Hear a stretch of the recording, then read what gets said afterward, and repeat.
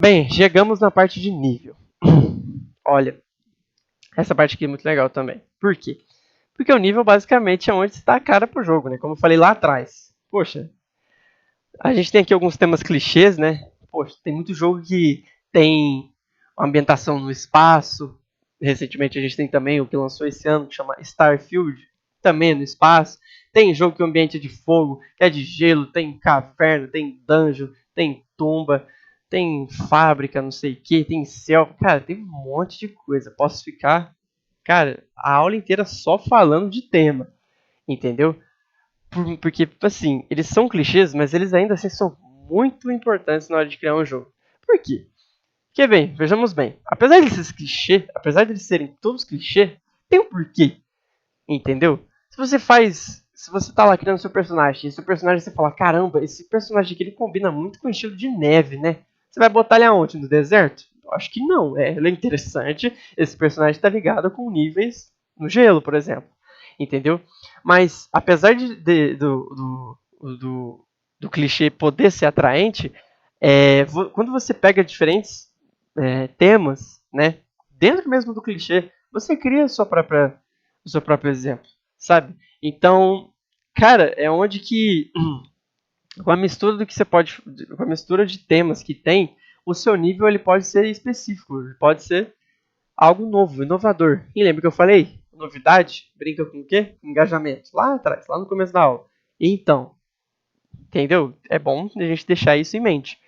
Um exemplo besta aqui sobre a criação de níveis únicos misturando temas é para quem já jogou Minecraft. Minecraft é um jogo que tem vários biomas, né? Um lugar que tem vários lugares que você pode ir. Um é de neve, outro parece que é só outono, outro é deserto, outro é floresta de carvalho normal. Mas tem uns biomas que é tudo maluco, que é misturado. Tem bioma que tem até cogumelo, tem árvore de cogumelo. Que eu saiba, não existe árvore de cogumelo. Se existir, eu vou querer visitar, porque eu vou estar curioso. Mas enfim, eu acho que não existe. E é justamente o que eu tô falando. É uma mistura única, entendeu? De níveis. Você cria temas diferentes. Isso é muito legal. E bem, é legal quando você, enquanto você está criando o seu nível, é legal você deixar, assim, quem está jogando com aquela expectativa, entendeu?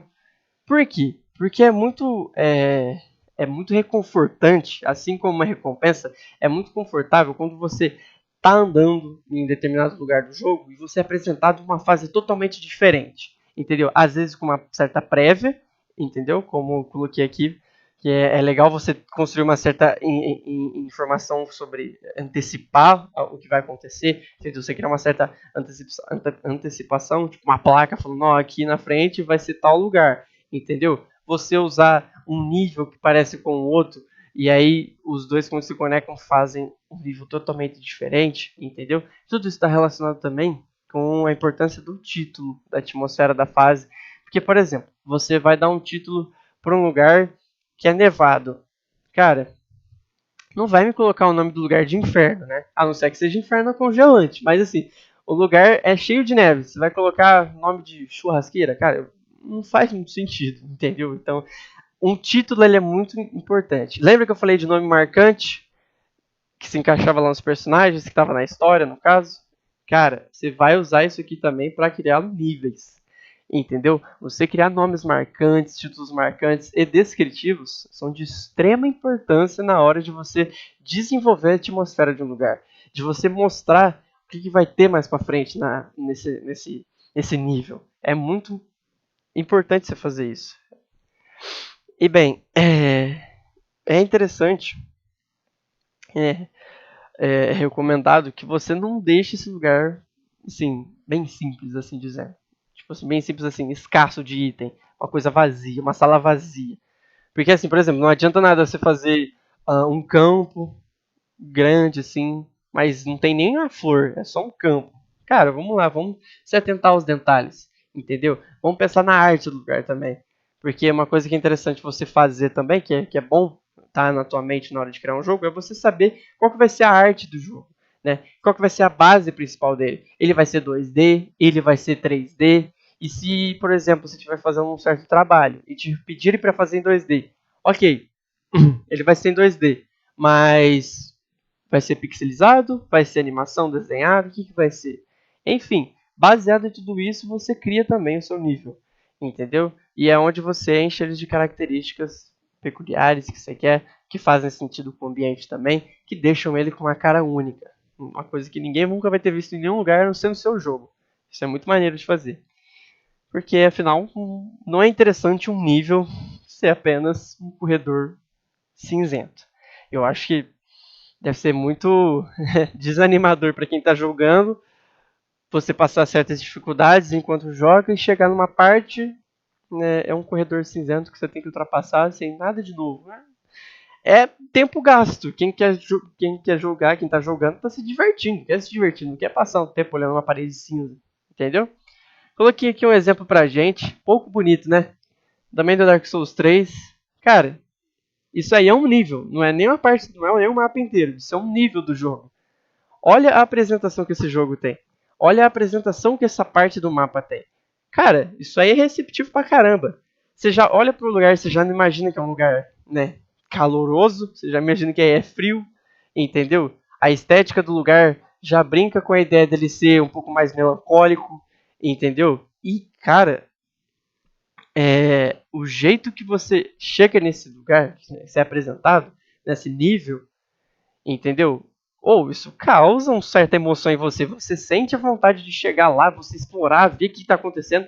Mais tempo jogando, mais mistério envolvido, mais engajamento, enfim. Você entendeu? Sem falar na parte que envolve o personagem e a história. Entende? Por isso que é importante você construir um nível bom. Entendeu? Dá um contexto perfeito para o seu personagem fazer o que bem entender. E bom, o que é a finalidade de um nível, né? No final das contas. Além de dar um certo contexto para o que está acontecendo, um nível ele pode servir tanto para combate, quanto para narração, né? Para o narrativo do jogo, para o puzzle, entendeu? Ou a mistura de tudo, que eu acabei de falar. Porque, bem, lógico que tem mais opções, mas eu separei essas 4 para ficar bem denotado aqui na hora de explicar. Porque, bem, um nível específico. Cara, é muito legal quando você tem um nível que é só para combate. Tipo, uma arena, por exemplo. Uma arena é bem convidativo. Você não vai entrar numa arena dentro de um jogo, tipo num coliseu romano. Tem um jogo que tem uma referência com o coliseu romano. Você entra lá, cara, você vai querer guerra, você vai querer sangue, não vai querer só passear. Tem exceções, é óbvio. Mas a ideia do lugar é transmitir violência já. Entendeu? Por ser quem ele é. Pela construção dele já. Acaba sendo convidativo, de certa forma. Pelo narrativo também, que é, como eu falei, ao longo do enredo, ao longo da sua história, né, ao longo do progresso da sua jornada, o narrativo ele é de suma importância, entendeu? Então o nível brinca muito com isso, brinca muito com as ações, com o progresso que você tem lá no meio, entendeu? Muito o que você vai fazer, o que o seu personagem vai fazer, o que alguém vai fazer com o seu personagem.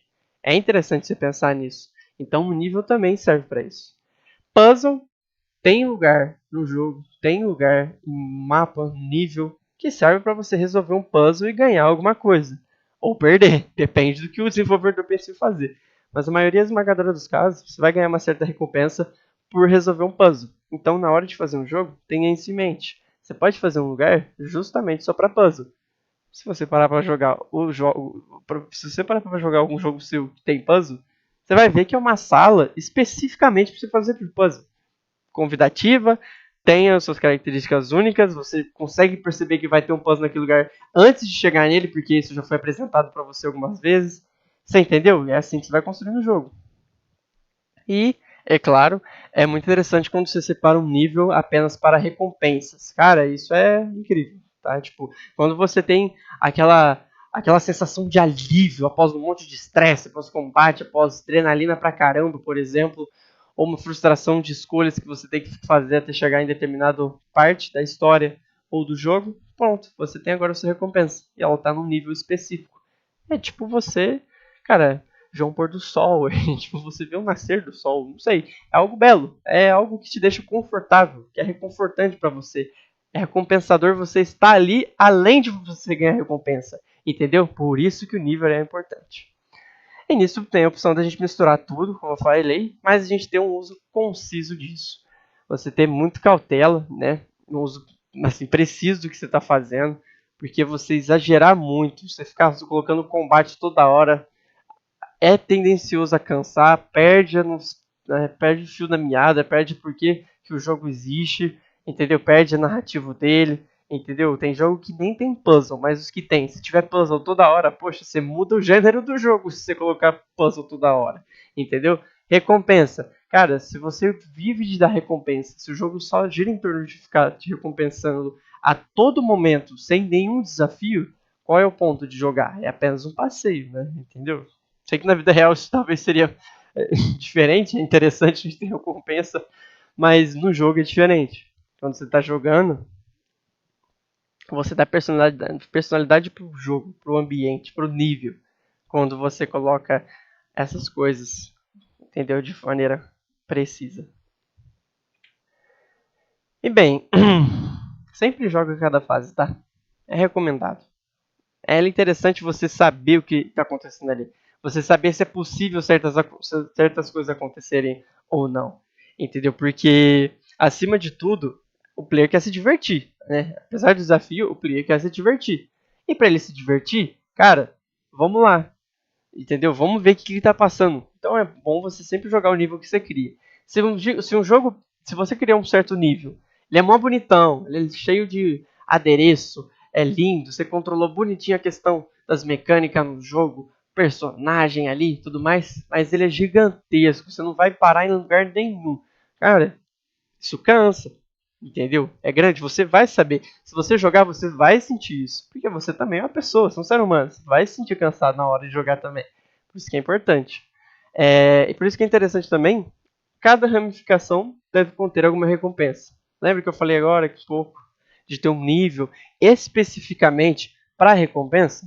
E tá aí, entendeu? Um player curioso, um jogador que é curioso, um jogador que às vezes está andando por certo lugar e achou um caminho diferente, seguiu ele, passou por certos desafios, certos hazards, inimigos, pronto, matou o que tinha que matar, passou o que tinha que passar, enfrentou o que tinha que enfrentar, pronto, ganha recompensa, entendeu?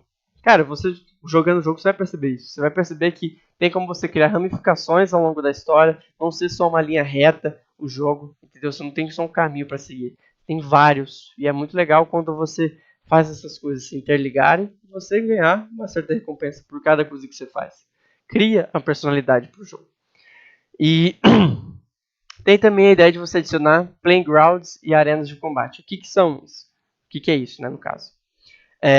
Existem alguns jogos que você pode separar aqui em alguns lugares, né, para justamente treinar suas habilidades. Para às vezes você testar uma coisa que você ganhou, uma recompensa, entendeu? Testar métrica e os sistemas. Você vê algumas coisas das mecânicas ali. Às vezes testar o objeto que você pode empurrar, testar o combate do jogo, entendeu? Então, ter esses ambientes é muito legal. É interessante você colocar isso no seu jogo, entendeu? Não é necessário. Muitos jogos não tem isso, mas não é necessário, mas é muito interessante você colocar isso, justamente porque é, você passa pro player aquela sensação de progresso, de maestria para ele, entendeu? De que ele está fazendo algo e ele está melhorando, ele está ganhando coisas novas. É claro que isso também tem que ter relação com o jogo. Não vai colocar um playground num jogo que não tem nada a ver com você precisar testar alguma coisa, entendeu? Então, por isso que eu achei interessante colocar aqui para vocês a ideia de adicionar o playground e arenas de combate também. E bem, por favor, não faça o seu jogador ficar perdido. Isso é uma dica, não é uma regra. Como eu falei, muitas coisas que tem aqui vão ter suas exceções, entendeu? Mas é interessante você mostrar um caminho para quem está jogando, cara. O caminho ser destacado, nem que você enche de vela no caminho. Se fizer sentido com o mapa, se fizer sentido com o nível, com o personagem, com a história, beleza. Mas você entendeu? Você dá um sinal, entendeu? Se colocar poste para mostrar a estrada que ele tem que seguir, ou determinado caminho ele é mais colorido que o outro, entendeu? Não ficar criando um lugar pro bicho se perder, chegar lá não vai ter nada. Você chegou nesse lugar para quê? Para nada. É foda, é difícil, né? Complicado. Enfim, Por isso que é interessante você sempre deixar claro para onde você está indo. E bem, se algum lugar parecer que dá para chegar lá, ia ser legal se o player conseguisse chegar. Porque imagina a satisfação de um jogador. Você fez o seu mapa lá, você colocou no seu nível alguma região assim que você acha que se você pular você chega lá. Entendeu? Aí o player tá jogando, ele percebe isso, pula e consegue. Aí chega lá e tem uma recompensa ainda também, imagina. Cara, isso é gratificante, isso é divertido. Você traz uma característica diferente para o seu jogo, que obviamente hoje em dia muitos jogos têm, mas não deixa de ser legal. Imagina você ficar subindo em lugares à toa, pra quê? Entendeu? Não é interessante. E bem, caso você não possa chegar naquele lugar, por exemplo, você inventa uma boa desculpa. Famosa parede visível. Quem joga bastante sabe que tem muito jogo que não tem como chegar em determinados lugares. Por quê? Por parede visível. Porque você não consegue pular lá de jeito nenhum. Mas, hoje em dia, os jogos estão melhorando. Bom, a tendência a melhorar, né? A tendência é tá melhor, né? Mas, enfim. Tem muitos lugares que você não pode chegar. E eles são impedidos por pedras, entendeu? Pelos próprios props que eu falei. Os adereços. Entendeu? Às vezes tem uma pedra no lugar, tem uma casa. E essa casa serve justamente para tampar a sua passagem. Entendeu? Coisa assim são necessárias nos jogos, dão contexto, cria mais ambientação, dão personalidade pro nível que você tá, entendeu? Dá mais opções pro seu player, pro jogador pensar, cara, entendeu? E é muito interessante, muito legal. Em momentos que você estiver mais tranquilo, em momentos que o jogador, no caso, estiver mais tranquilo, ele com certeza vai pensar em manejar algumas coisas que ele já tem de recurso. Entendeu? Por isso que no nível é legal você ensinar algumas mecânicas. Com calma. Porque é algo muito desesperado, poxa, ninguém vai aprender nada. Então tem muito jogo, né, que dependendo de onde você chega, cara, você vai ver um certo inimigo novo, um certo desafio novo, e você tem que aprender a usar um golpe novo. Aí ele te mostra lá, ó, você ganhou tal poder, aperta tal botão para funcionar. Entendeu? Com calma, pausado. Muitas das vezes você tem que apertar você o botão para continuar. Mas ele tá lá escrito o que você tem que fazer. Entendeu? E é isso, é justamente isso que eu tô falando. Entendeu? Tem níveis que são. Cara, tem níveis que são feitos só para isso, para você aprender, para você desenvolver o seu conhecimento. Né? E, poxa, se tem algum item que é divertido, deixa o player usar. Entendeu? Espalhar ele pelo jogo. Porque quando você tá fazendo o. Quando você ensina algo pro player, você como desenvolvedor, você coloca uma coisa para fazer no jogo. Quando você faz esse objeto aparecer mais vezes, essa oportunidade, essa mecânica aparecer mais vezes, ó louco, o cara vai olhar para isso e falar, oh, nossa, eu mal vejo a hora de poder chegar lá e achar tal coisa, entendeu? E aí eu posso usar isso para matar tal bicho, ou não sei o que, ou para conversar com tal pessoa. Você entendeu? O jogo gira em torno de um monte de opções e você separar, você deixar essas opções para os players, com certeza já vai trazer muito engajamento para o seu jogo. Bom, um detalhe aqui que quem joga faz ou sabe que pode fazer é a ideia de quebrar o jogo. Quando eu falo quebrar o jogo, não é literalmente você pegar, poxa, seu videogame, estourar ele na porrada ou quebrar o DVD. Não, amigo. Quebrar um jogo, né, é você poder fazer ele sair além das mecânicas dele. Ou deixar as mecânicas melhores ou elas piores. Com um objetivo em mente. Entendeu? Então, por exemplo, você tem um determinado jogo que o seu personagem ele carrega uma espada, mas ele só carrega uma espada. Você jogou, você construiu o jogo para o personagem só carregar uma espada. Mas você vai lá, o player consegue descobrir uma maneira, de algum jeito, de colocar duas espadas, uma em cada mão. E aí já era. Ele vai matar mais bichos, as fases vão ficar muito mais fáceis do que deveria ser. Enfim, ele vai ter quebrado o seu jogo. Cara, isso é normal, isso acontece, né? Mas você tem que tomar muito cuidado, muita cautela, né, para otimizar as opções que o player tem em relação aos níveis, à história, por exemplo, ao que o personagem pode fazer. Por mais que é interessante você deixar uma opção, várias opções do que é legal ele fazer, entendeu? Essas opções não devem estar quebradas, senão o jogo perde o fio da meada, entendeu? Você tem que fazer o jogador, né, jogar o jogo como ele deve ser jogado, entendeu? E as opções que eu falei, elas podem ser deixadas de mundo aberto aí, né? Não sei, ou em algum lugar específico, como eu falei na arena de treino, como eu falei no playground, mas tem várias maneiras que ele pode aproveitar algum recurso que ele ganha, entendeu?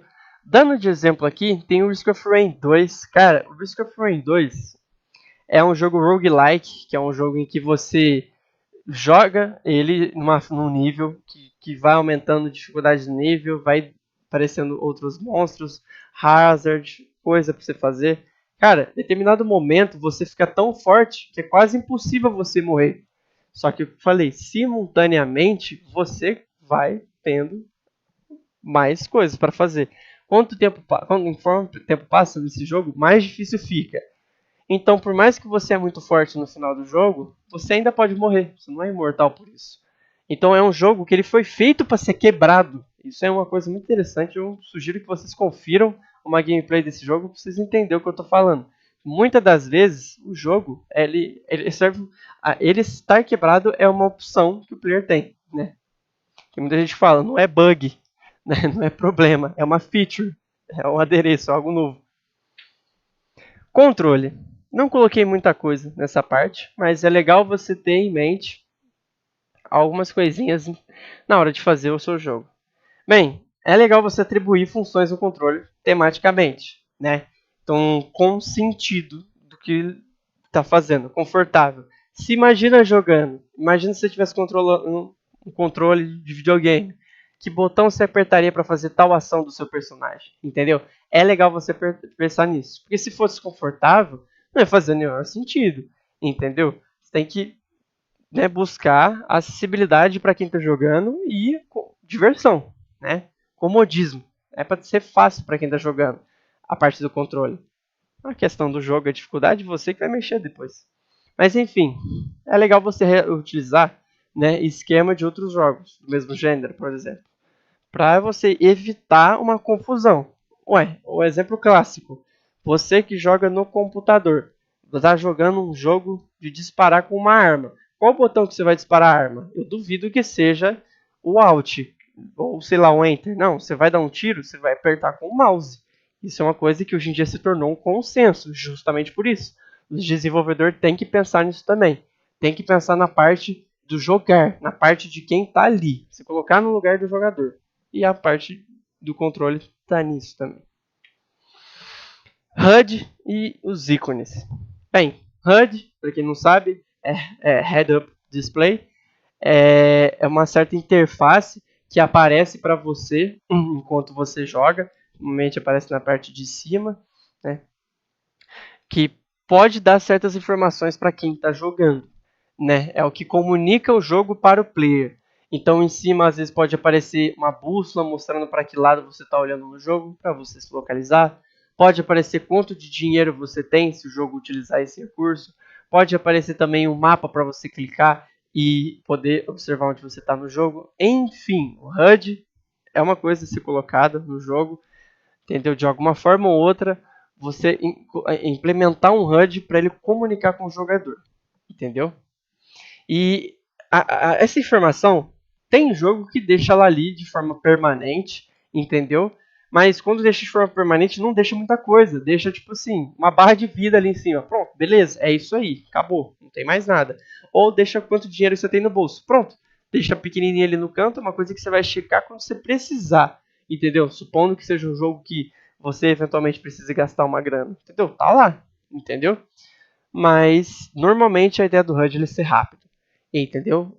Ser uma coisa que ele não está constantemente ali, ele aparece quando acontece alguma coisa, ou para te alertar de certos inimigos, ou para te alertar de certas oportunidades, não interessa.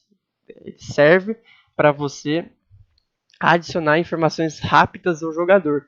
É como se fosse o chat em que o desenvolvedor se comunica com o player. É isso que o HUD é, basicamente, né? E bem, eu deixei de exemplo aqui o Halo Infinite, um jogo até que recente.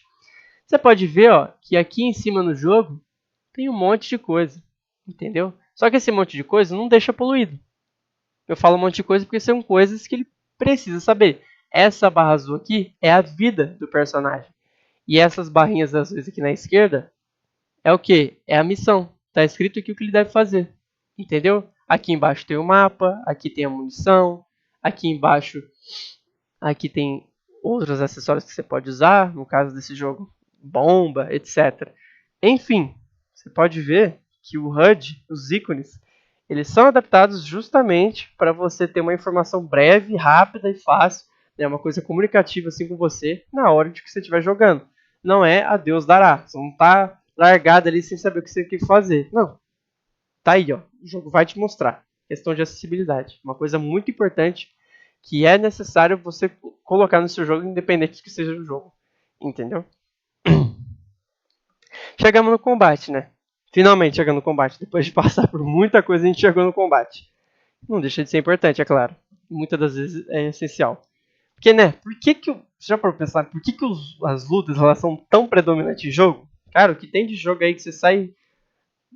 Cara, agressivamente pra cima das pessoas, metendo o soco. Cara, é um monte de jogo.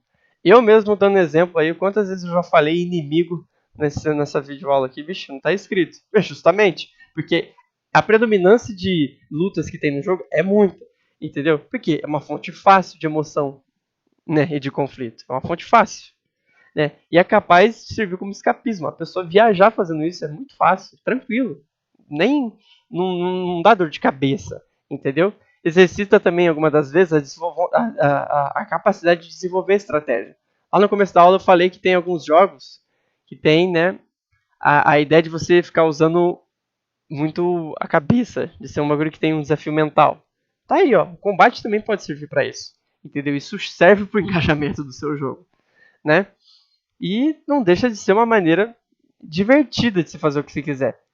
Batendo na tecla, cara, diversão é a parada aqui. Entendeu? Se o combate causa diversão, acabou. A chance do seu jogo ser muito bom também é alta, é altíssima. Muito, muito alta, muito, muito alta. Tem muitos jogos que as pessoas acham a história dele muito ruim, entendeu? Mas as pessoas jogam, o jogo vai pra frente justamente porque o combate dele é excepcional, entendeu? Então é muito importante você dar atenção pro combate. Separar ele bonitinho, organizar e buscar, né, alimentar assim, os recursos que você pode usar em cima de um combate. Bem, porque a ideia do combate é ele ser emocionante, né? As pessoas elas tendem a gostar assim de um negócio que é mais maneiro, de se sentir badass das ideias, de se sentir grandioso. No jogo você pode fazer o que você quiser.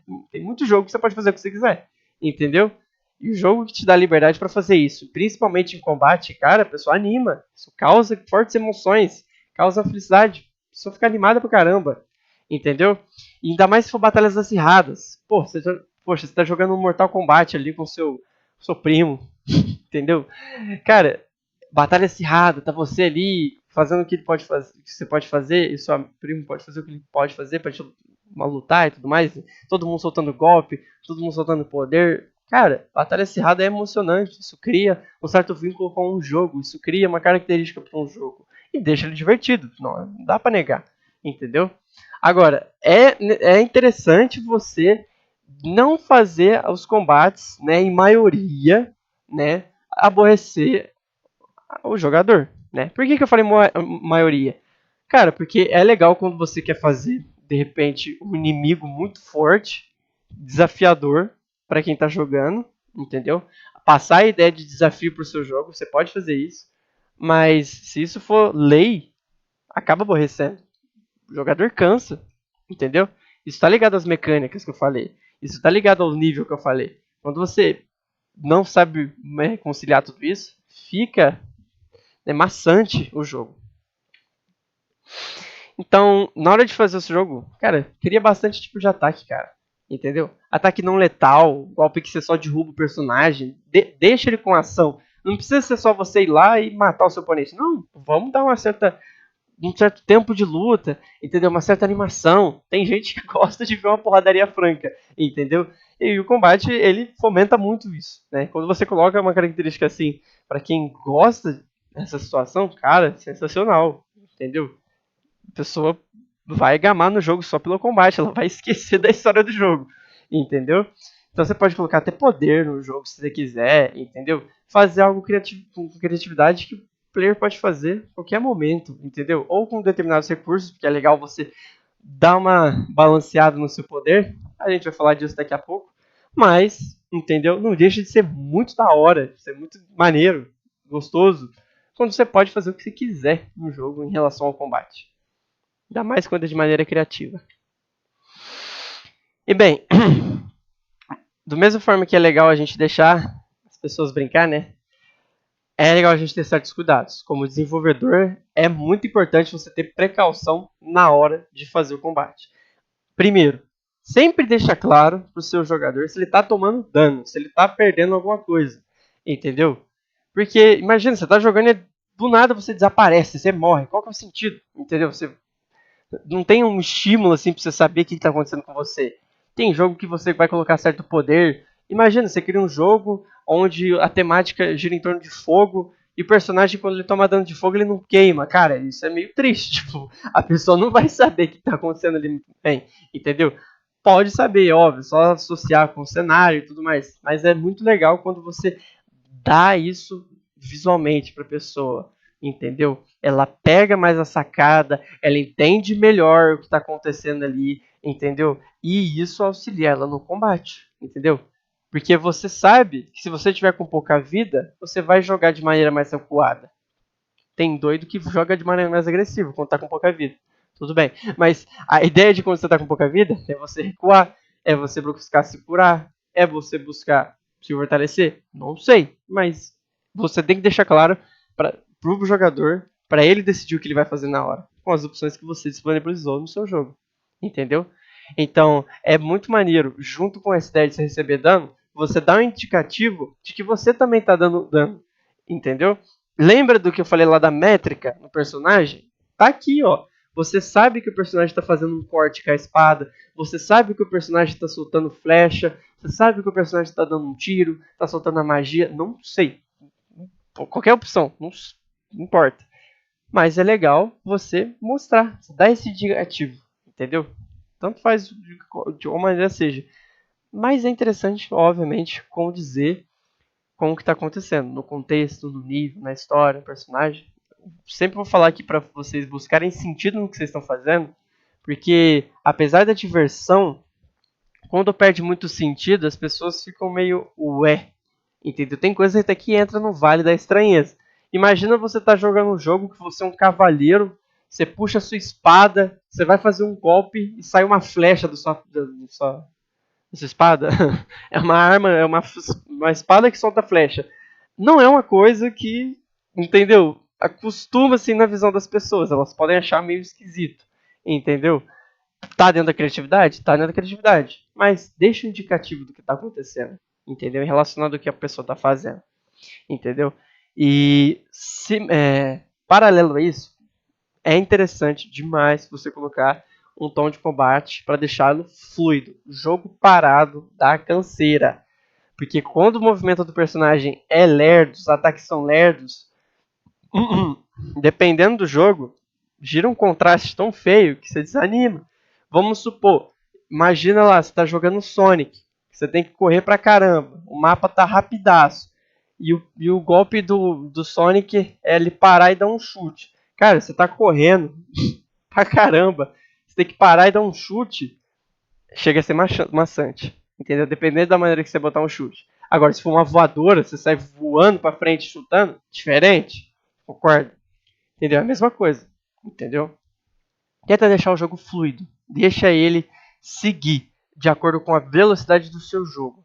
Entendeu? E às vezes até com a característica do seu personagem.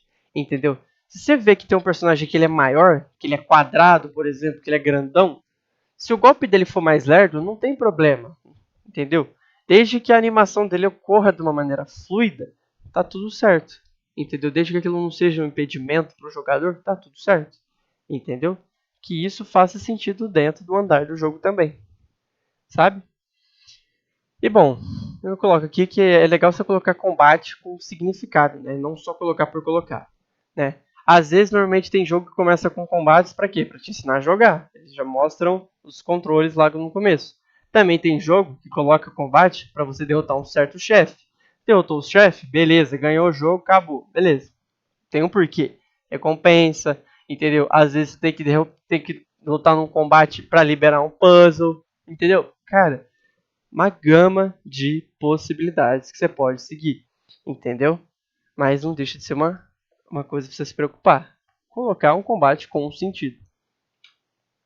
A gente vai entrar agora na parte dos inimigos, né? Tava falando do combate, mais como protagonista, do criador sim, tudo mais, em geral. Mas agora aqui falando dos inimigos. Cara, não dá pra negar que os inimigos eles são as caras do jogo, a parte da cara do jogo também, né? Assim como o protagonista, o ambiente, assim, o nível, a história, os inimigos fazem parte disso. Então eles fazem sentido dentro dessa situação, né?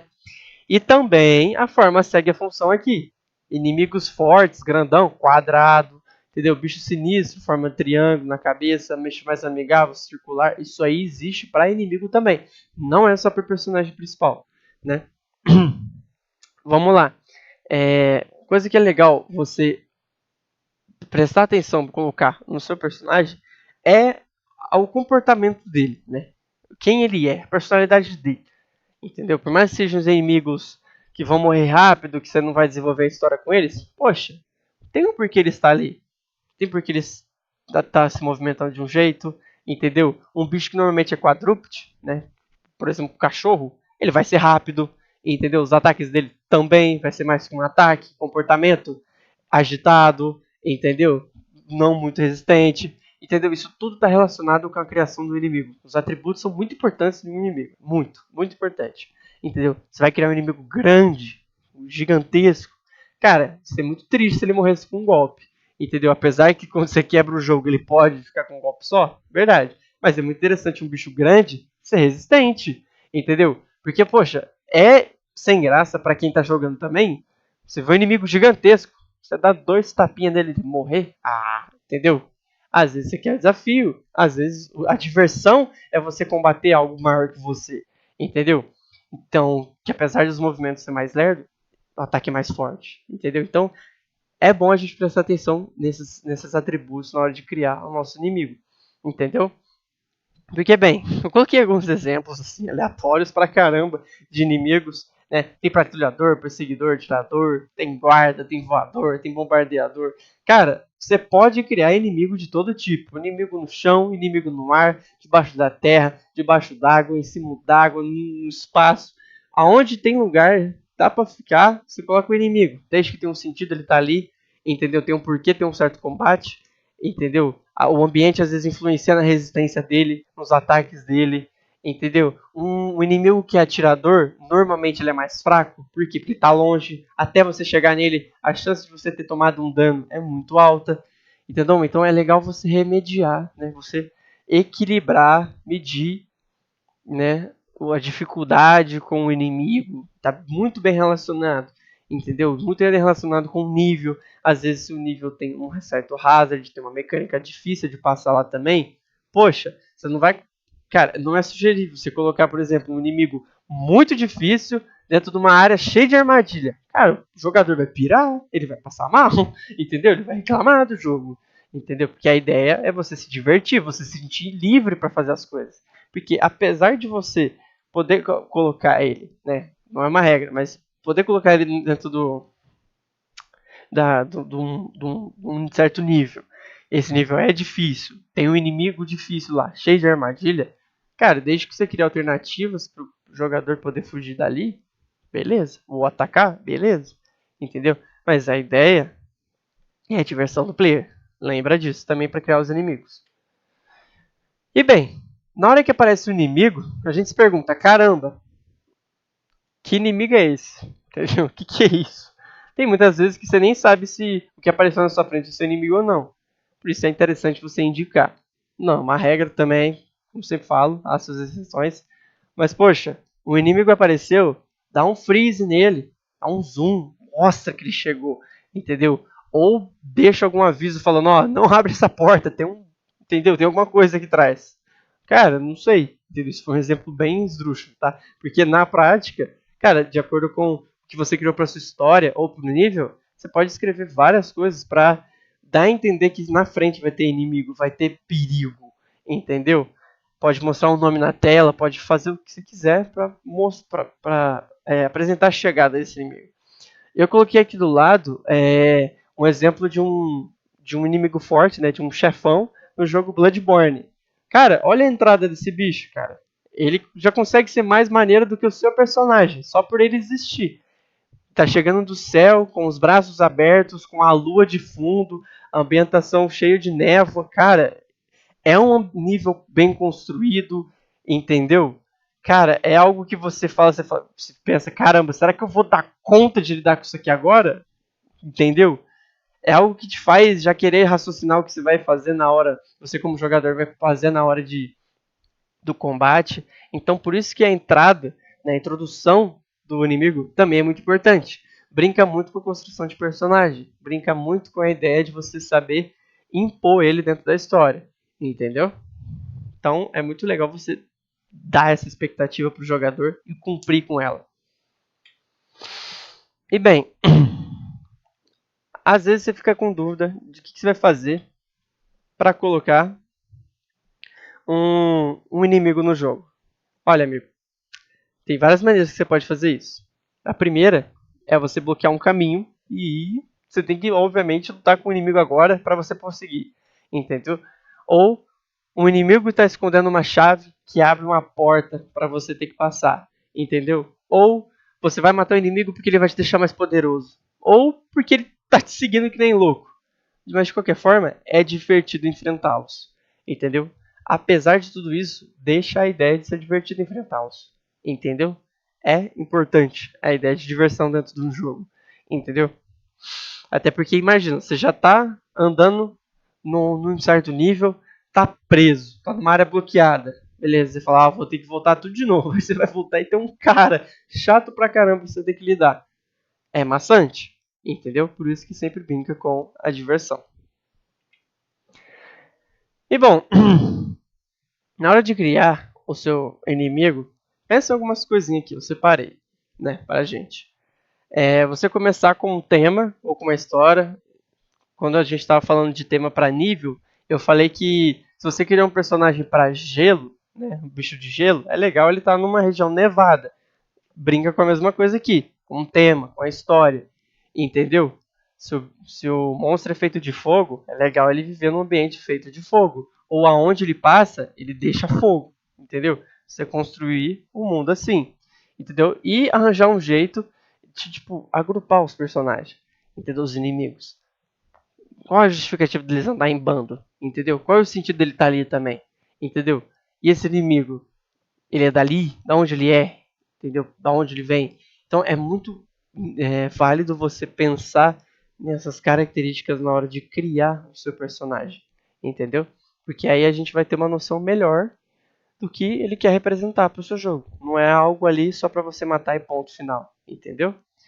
E agora uma questão técnica, uma das pouquíssimas coisas técnicas que tem nesse jogo, nessa aula.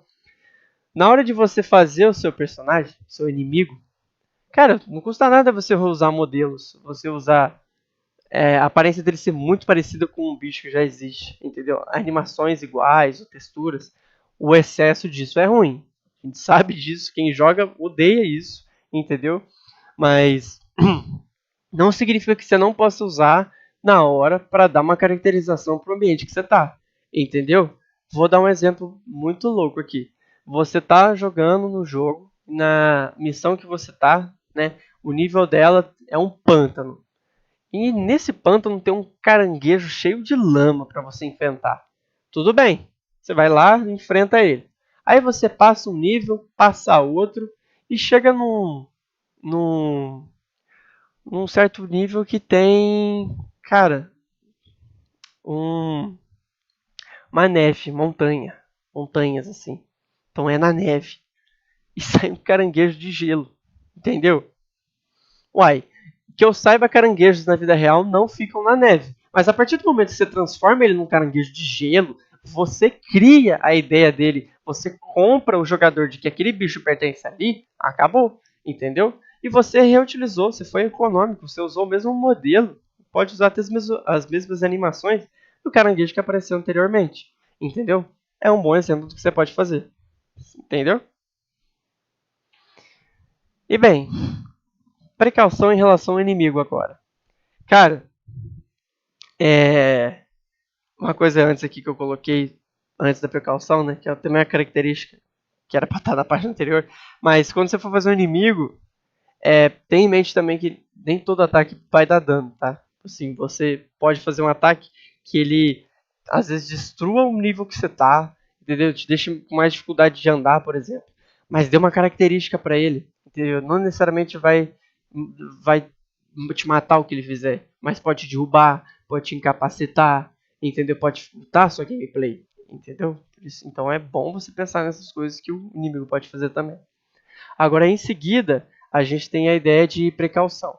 Cara, quando você for fazer um personagem, você tem que tomar muito cuidado com o Stagger Lock. Stagger Lock é um nome para quando o inimigo, né, ele faz uma certa ação que ele te impede de revidar até você morrer. Então você vai ficar preso até o seu personagem, ó, escafeder. Entendeu?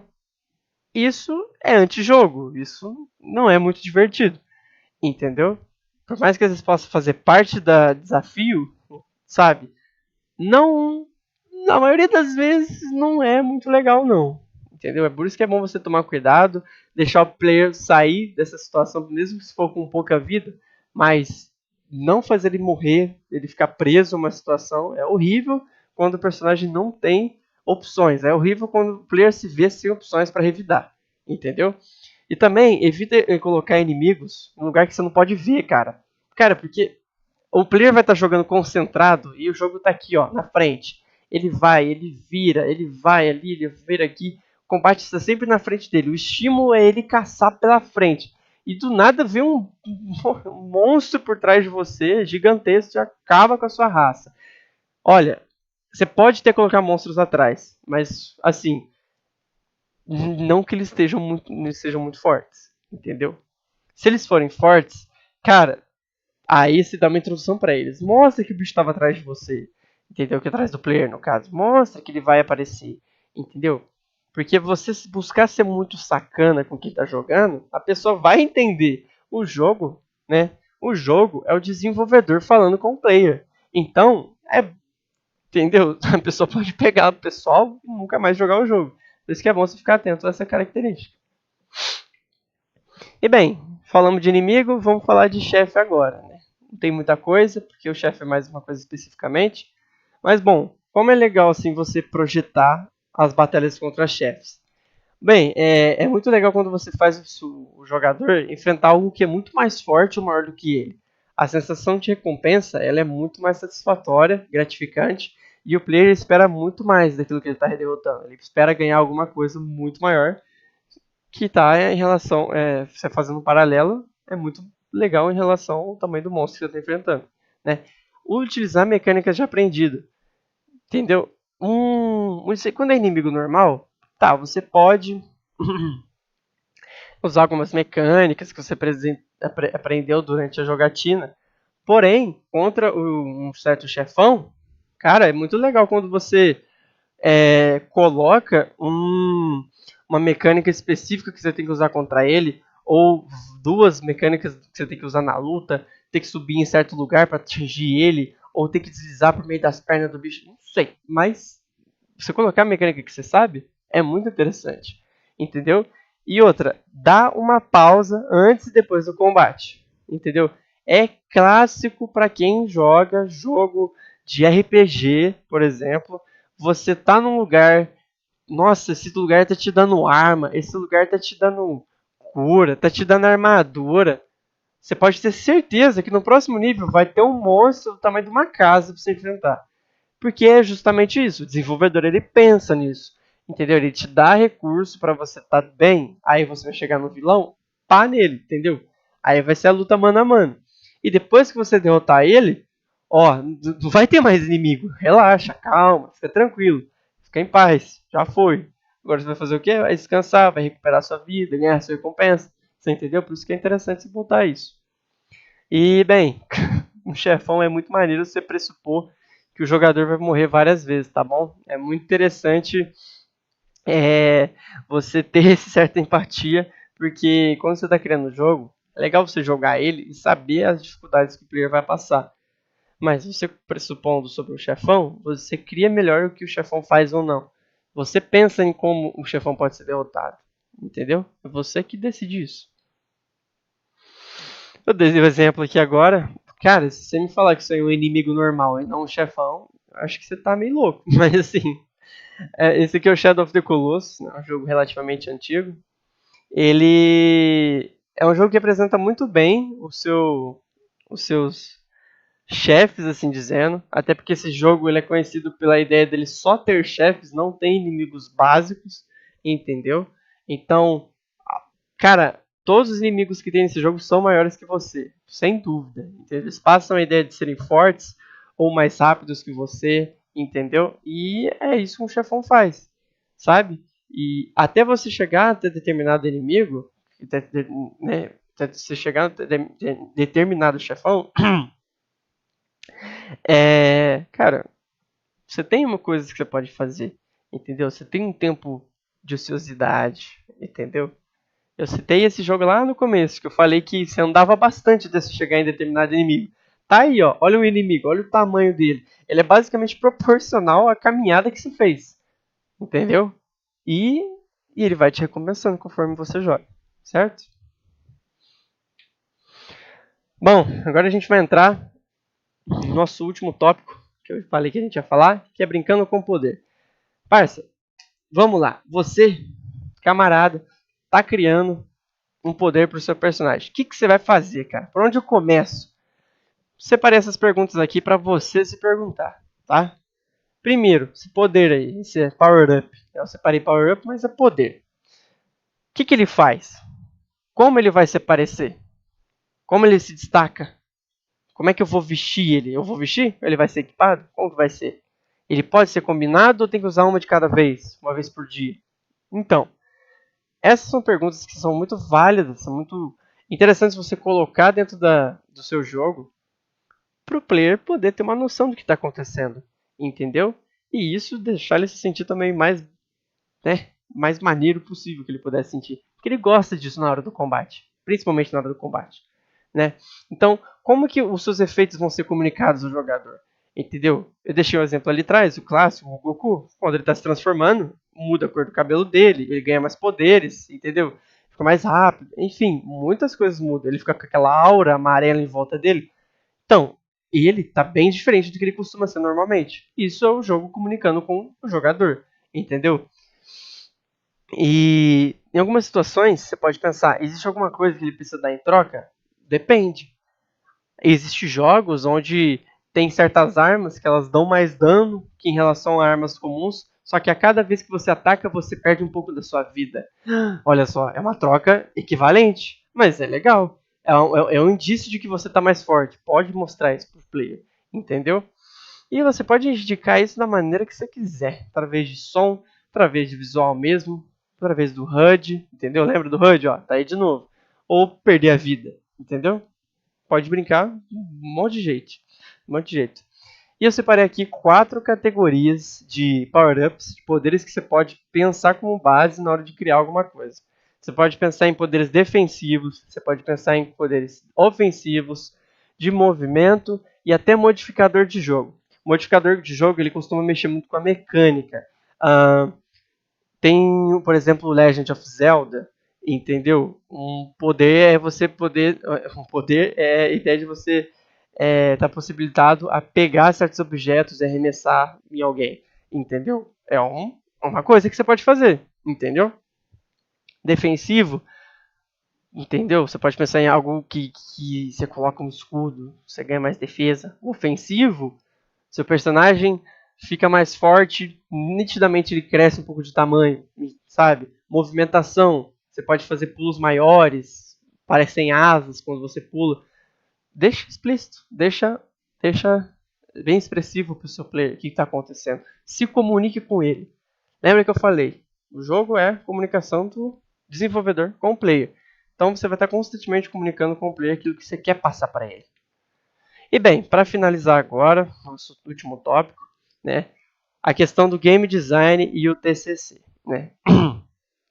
Então aqui, até aqui a gente já encerrou essa parte do game design. Eu já falei para vocês o básico que eu queria falar, a introdução, que eu queria falar sobre o desenvolvimento de jogos, sobre o que é interessante você pensar na hora de você fazer o seu jogo, entendeu? É a introdução e mesmo assim deu bastante tempo que a gente está aqui, sabe? Mas é porque é assim mesmo, os jogos são complicados de serem feitos e alguns deles são complicados até de jogar, mas tudo não passa de uma arte, de uma diversão, de um entretenimento, entendeu? De um objeto às vezes para marketing ou algo que é engajante para você, enfim. Um jogo é tudo isso que eu mostrei para vocês hoje, entendeu? E qualquer dúvida em relação a jogo vai estar aberto a pergunta depois, viu? Bem, prosseguindo aqui, do game design no TCC, né, é uma questão mais à parte que eu queria falar, porque é algo diferente que muitas das pessoas que estão numa faculdade, né, os universitários, não pensam muito nessa possibilidade, né? Mas vamos lá, como é que funciona? Que área, né? Por enquanto, o que dá a entender jogos podem ser desenvolvidos como TCC na área da ciência da computação. Não necessariamente só na ciência, mas na da computação. Se o seu curso tem o desenvolvimento de softwares, a tendência dele poder deixar você trabalhar com jogos é muito alta, entendeu? Mas na questão da engenharia de software e na de ciência da computação, engenharia de software não, engenharia da computação e da ciência da computação, vocês podem usar, entendeu? Tem um regulamento para isso. Agora, nas determinadas áreas do conhecimento, eu imagino que o desenvolvimento do jogo não possa ser usado como um TCC em si, mas alguns aspectos que existem em alguns jogos podem ser usados como referência em um TCC, entendeu? Ou como um exemplo, ou como uma base até, de certa forma. E bem, eu separei aqui umas duas justificativas, né, que a gente coloca em relação ao TCC e o game design. Primeira é a relevância social. O que é isso? Você pode fazer um jogo, desenvolver ele com um intuito didático, entendeu? Você está dentro de uma área, você faz o jogo, você está dentro da computação, você faz o jogo para ensinar alguém sobre alguma área, às vezes em colaboração. Sabe quando você está fazendo TCC, você é da computação, mas pode fazer em colaboração com a geografia, por exemplo. Ó, o que te impede de fazer um jogo que te mostra sobre algumas funções de satélite, áreas geográficas, ou coisa de mapa, relacionada a mapa, a relevo, entendeu? Você pode fazer um jogo que mostre isso, que tenha um intuito por trás disso, entendeu? E também tem a questão da relevância mercadológica. O que é isso? Você pode, né, desenvolver um jogo única e exclusivamente com o intuito de vendê-lo, de se tornar um produto, um software com relevância mercadológica. Isso é possível fazer. Você pode apresentar isso como um TCC, entendeu? Você deixa a documentação certinha, faz tudo aquilo que você faz no TCC, e na hora da prática você tem aqui o seu jogo, que serve apenas como um produto para o mercado. Entendeu? Bem, essa foi a aula de hoje. Obrigado pela atenção de todos. Foi uma aula longa. Eu imagino que algumas das partes tenha sido cansativa. Algumas eu me enrolei muito para falar também. Mas eu espero que tenha ficado claro todo o assunto. Tem bastante coisa para falar. Apesar de ser uma introdução, né? São coisas específicas. Às vezes, para algumas pessoas, são nomes diferentes. Entendeu? Mas tudo isso está dentro de uma coisa só, que é o game design. Qualquer dúvida, vocês podem perguntar para mim ou perguntar para o João Vitor, para o Caio também, que também está ajudando na disciplina. Eu vou deixar disponível para vocês uma área para tirar dúvidas, porque você pode mandar no meu e-mail direto também. Qualquer pergunta técnica também, algum nome que vocês não entenderam, qualquer coisa, só contatar comigo, beleza? Muito obrigado.